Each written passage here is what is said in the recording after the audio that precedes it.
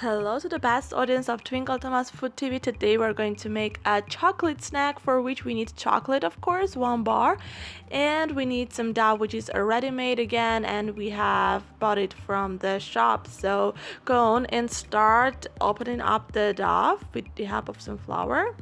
And whenever you have a thing like this, just put the chocolate in the center, on the center of the dough, and start cutting it down in several pieces for the design. What we are going to do at the end is having both sides cut it down into some parts.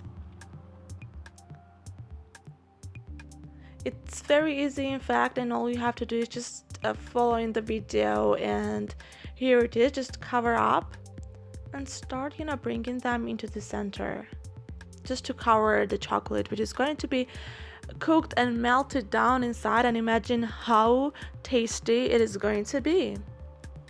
Whenever you are done, here it is, you are nearly done. Cut down the parts which are not necessary and add some nuts onto the top.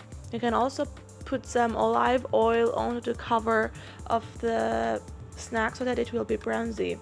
And if you've liked it, you are now ready to taste it. Good appetite!